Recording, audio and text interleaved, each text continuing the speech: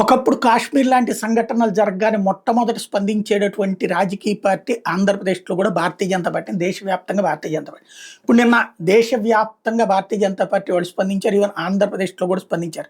కానీ అంతకుముందే మాట్లాడుకున్నాం. ఫస్ట్ జనసేన వాళ్ళు అవనతం ప్రకటించారు. అలాగే వైఎస్ఆర్ కాంగ్రెస్ పార్టీ వాళ్ళు రాష్ట్ర వ్యాప్తంగా ఈ కొవ్వొత్తుల ప్రదర్శనలు ప్రకటించారు అన్నటువంటి.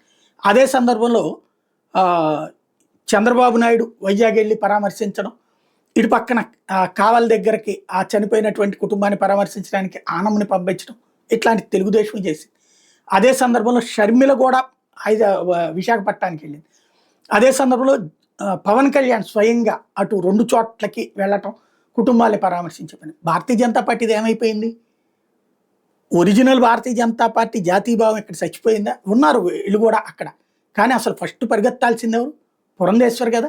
టీములను అటొక టీమును పంపించి ఇంకో వైపుకి వెళ్ళడం, లేదంటే వైజాగ్కి ఫ్లైట్లో వెళ్ళొచ్చు, నిన్ననే ఫ్లైట్లో వెళ్ళి రావచ్చు, ఇటు పక్కన ఇక్కడికి వెళ్ళొచ్చు.